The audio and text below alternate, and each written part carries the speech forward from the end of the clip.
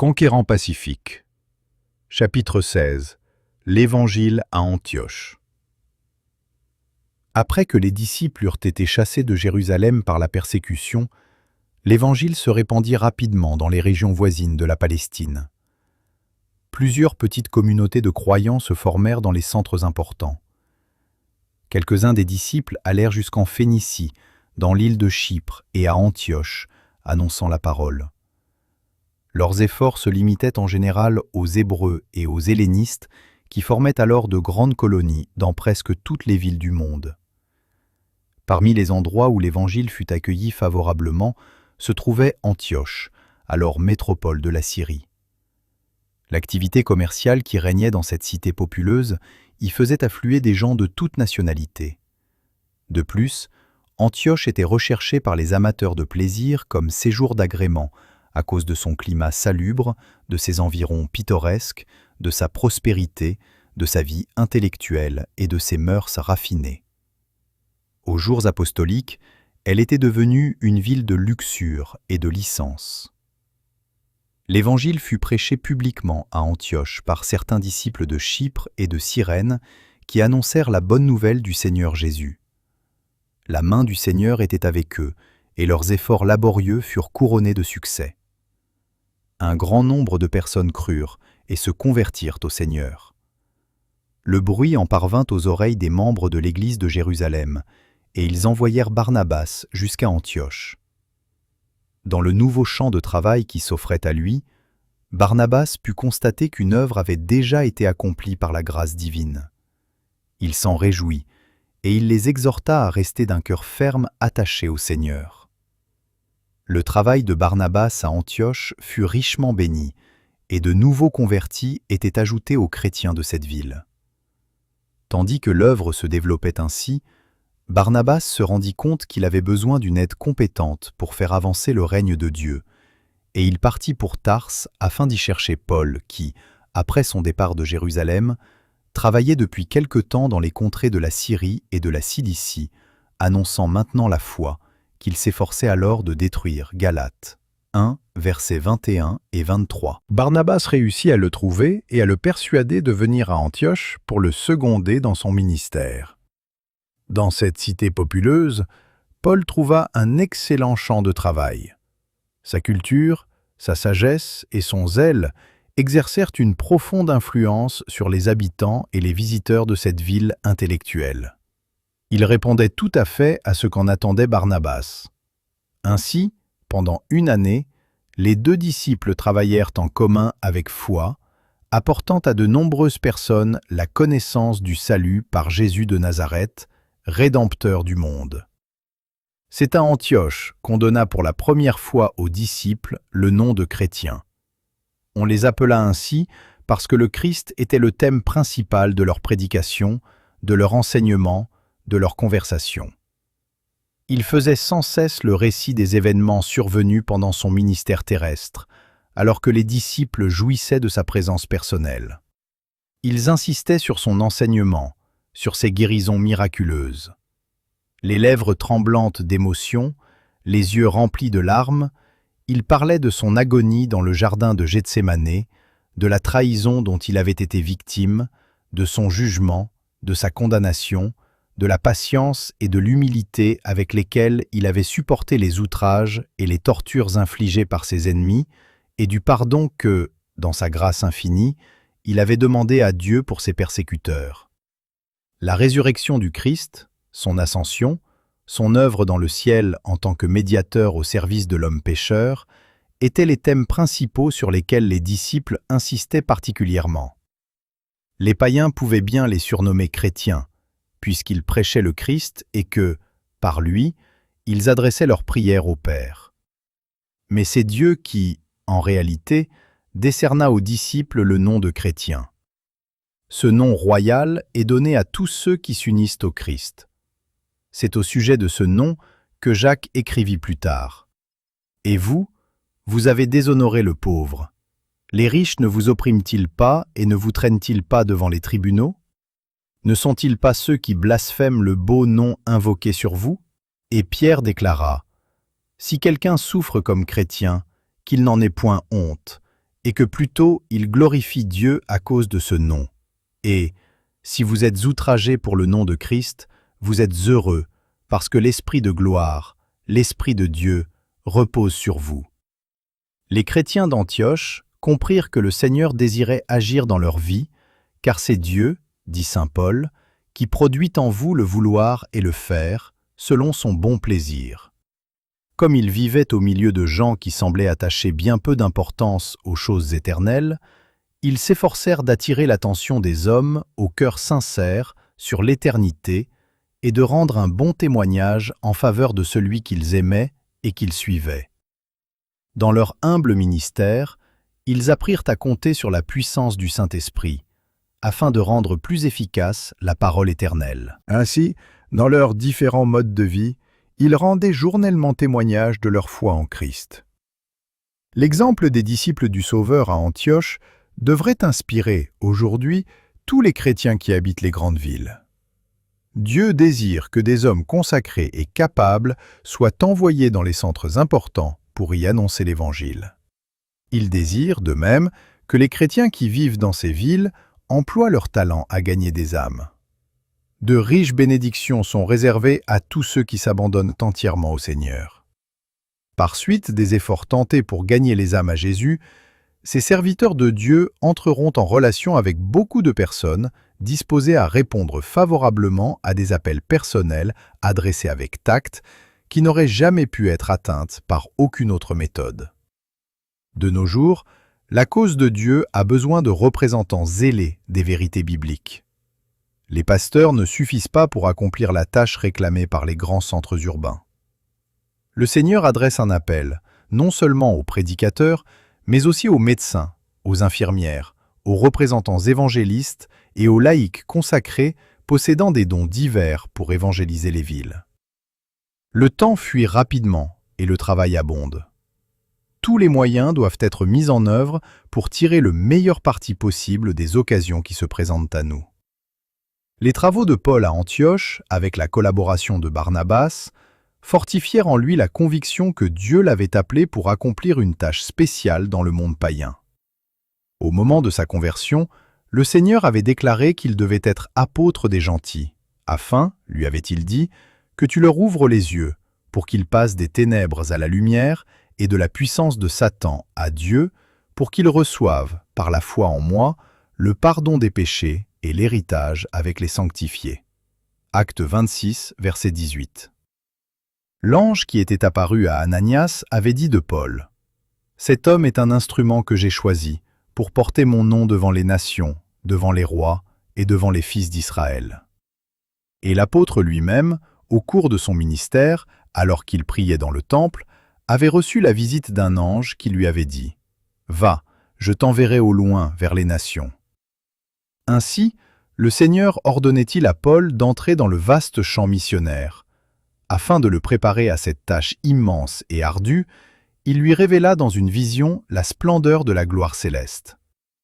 Il était réservé à l'apôtre de faire connaître le mystère caché pendant des siècles, le mystère de sa volonté. Ce mystère n'a pas été manifesté aux fils des hommes dans les autres générations, comme il a été révélé maintenant par l'Esprit aux saints apôtres et prophètes de Christ. Ce mystère, c'est que les païens sont cohéritiers, forment un même corps et participent à la même promesse en Jésus-Christ par l'Évangile, dont j'ai été fait ministre selon le don de la grâce de Dieu qui m'a été accordé par l'efficacité de sa puissance.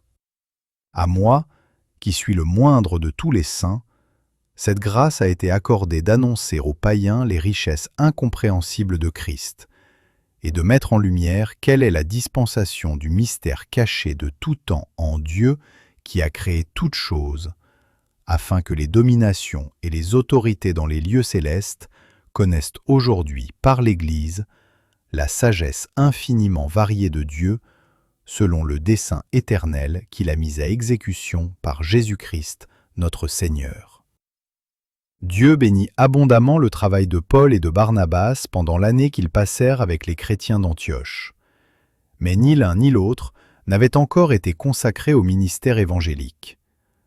Maintenant, L'heure était venue où Dieu allait leur conférer une tâche missionnaire difficile qu'ils étaient appelés à exécuter avec le secours de l'Église. Il y avait dans l'Église d'Antioche, nous apprend saint Luc, des prophètes et des docteurs. Barnabas, Siméon appelé Niger, Lucius de Cyrène, Manahénète Saul. Pendant qu'ils servaient le Seigneur dans leur ministère et qu'ils jeûnaient, le Saint-Esprit dit « Mettez-moi à part Barnabas et Saul pour l'œuvre à laquelle je les ai appelés. » Avant d'être envoyés comme missionnaires dans les pays païens, ces apôtres furent donc solennellement consacrés à Dieu par le jeûne, la prière et l'imposition des mains. Ils reçurent ainsi l'autorité de l'Église, non seulement pour enseigner la vérité, mais pour administrer le baptême et organiser des communautés étant investis du plein pouvoir ecclésiastique. L'Église entrait, à ce moment-là, dans une ère importante. La proclamation de l'Évangile aux gentils allait être poursuivie avec ardeur, et il devait en résulter une riche moisson d'âmes. Les apôtres, qui avaient été choisis pour diriger cette œuvre, seraient exposés à la suspicion, aux préjugés, à la jalousie. Leur enseignement, portant sur la suppression du mur qui avait longtemps existé entre les Juifs et les gentils, les ferait naturellement accuser d'hérésie et leur autorité comme ministre de l'Évangile serait mise en doute par de nombreux chrétiens zélés venus du judaïsme. Mais Dieu avait prévu les difficultés auxquelles allaient se heurter les apôtres. Afin que leur travail fût au-dessus de tout reproche, l'Église, instruite par une révélation, les mit solennellement à part pour l'accomplissement de leur tâche. La consécration était la reconnaissance publique de leur mission divine, mission qui consistait à porter aux gentils la bonne nouvelle de l'Évangile. Paul et Barnabas avaient déjà reçu de Dieu lui-même leur mission. La cérémonie de l'imposition des mains ne leur conférait donc pas une bénédiction nouvelle ou une capacité particulière. C'était une forme reconnue pour indiquer que quelqu'un était destiné à un ministère défini et la confirmation de l'autorité de celui qui allait occuper ce ministère. Le sceau de l'Église était ainsi placé sur l'œuvre du Seigneur. Cette cérémonie revêtait une signification toute particulière aux yeux des Juifs. Lorsqu'un père bénissait ses enfants, il plaçait solennellement ses mains sur leur tête. Lorsqu'un animal était consacré pour le sacrifice, la main de celui qui était investi de l'autorité de prêtre était placée sur la tête de la victime. Et quand les pasteurs de l'église d'Antioche imposèrent les mains à Paul et à Barnabas, ils demandèrent à Dieu de placer sa bénédiction sur les apôtres qu'il avait choisis dans l'accomplissement de la tâche qui leur était confiée. Plus tard, on abusa de la cérémonie de l'imposition des mains. Une importance regrettable fut attachée à cet acte qui semblait conférer ipso facto à celui qui en était l'objet les qualités nécessaires à l'œuvre du ministère. Mais dans la consécration de ces deux apôtres, rien n'indique qu'une vertu quelconque leur fut accordée par le simple fait de l'imposition des mains. On signale seulement leur consécration et l'importance que cet acte représentait pour leur future tâche. Les circonstances dans lesquelles Paul et Barnabas furent mis à part pour une œuvre particulière, et cela par l'intermédiaire du Saint-Esprit, montrent clairement que le Seigneur agit dans son Église par les serviteurs qu'il a choisis. Des années auparavant, lorsque les intentions divines lui furent révélées par le Sauveur lui-même, l'apôtre fut immédiatement mis en contact avec des membres de l'église de Damas. L'église d'Antioche ne tarda pas non plus à être mise au courant de l'expérience personnelle du pharisien converti. Et maintenant que cette mission divine allait se préciser davantage, le Saint-Esprit, rendant à nouveau témoignage de Paul comme étant un instrument choisi pour porter l'Évangile aux gentils, confia à cette Église le soin de le consacrer au saint ministère, ainsi que Barnabas, son compagnon de service. Tandis que les conducteurs spirituels de l'église d'Antioche servaient le Seigneur dans leur ministère et qu'ils jeûnaient, le Saint-Esprit dit « Mettez-moi à part Barnabas et Saul pour l'œuvre à laquelle je les ai appelés. Dieu a fait de son Église un instrument par lequel il communique sa volonté aux hommes.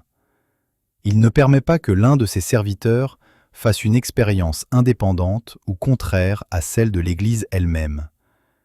Il ne donne pas non plus à un homme en particulier la connaissance de ses desseins pour toute l'Église, tandis qu'il laisse entièrement cette dernière, qui est le corps du Christ, dans une ignorance totale.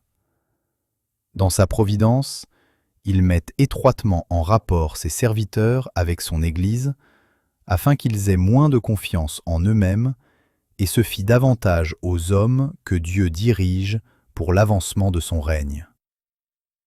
Il y a toujours eu dans l'Église des membres portés à agir avec un esprit d'indépendance.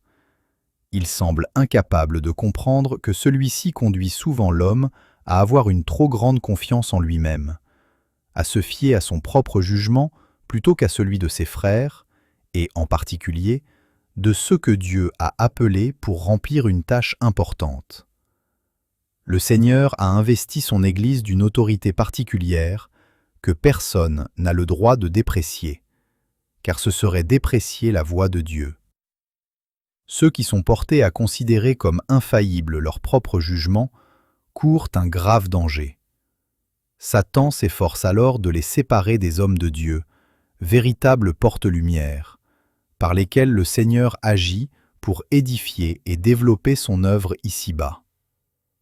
Dédaigner ou mépriser ceux qui sont chargés de diriger l'Église, c'est rejeter les moyens qu'il a donnés pour aider, encourager et fortifier son peuple. Si un homme méprise ceux que le Seigneur a choisis pour accomplir son œuvre, s'il croit qu'il ne recevra la lumière que de Dieu seul, il s'expose à être le jouet de Satan. Dans sa sagesse, le Seigneur a prévenu ce danger en établissant des liens étroits entre les croyants. Le chrétien doit être uni aux chrétiens et la cohésion doit régner dans l'Église. C'est ainsi que l'humain coopérera avec le divin. Chaque moyen employé par Dieu pour son œuvre sera contrôlé par le Saint-Esprit. Tous les chrétiens seront unis pour agir avec méthode et sous une direction éclairée afin d'apporter au monde la bonne nouvelle du salut. Paul considéra sa consécration au ministère comme devant inaugurer une nouvelle époque de sa vie. C'est de ce moment-là qu'il fera dater son apostolat dans l'Église chrétienne. Tandis que la lumière de l'Évangile brillait avec éclat à Antioche, une œuvre importante était poursuivie à Jérusalem par les apôtres. Chaque année, à l'époque des fêtes, des Juifs venus de tous les pays se rendaient au temple de Jérusalem pour adorer. Quelques-uns de ces pèlerins étaient des croyants sincères qui étudiaient attentivement les prophéties. Ils attendaient avec impatience la venue du Messie promis. Or, tandis que ces étrangers affluaient à Jérusalem, les apôtres prêchaient le Christ avec un courage sans défaillance, n'ignorant pas que leur prédication mettait leur vie en péril. L'Esprit de Dieu plaça son sceau sur leur œuvre. Il y eut beaucoup de conversions. Les nouveaux prosélytes, en retournant chez eux, dans les diverses parties du monde, répandirent la semence de la vérité dans toutes les nations et toutes les classes de la société.